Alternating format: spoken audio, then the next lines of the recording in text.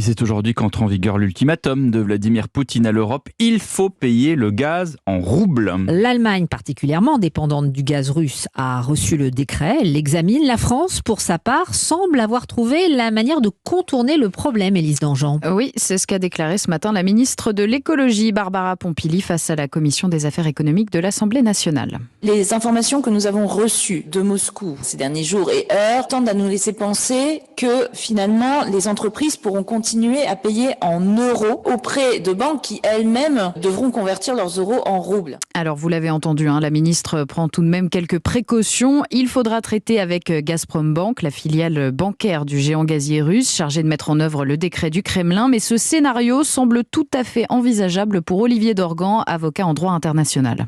Ça suppose que dans un premier temps, les sociétés européennes qui s'approvisionnent en gaz russe ouvrent deux comptes, un en euros, un en roubles, auprès de Gazprombank, qu'ils versent dans un premier temps l'équivalent de la créance sur leur compte euro, qu'ils demandent ensuite à Gazprombank de faire cette conversion et que depuis leur compte en roubles, ils paient Gazprombank.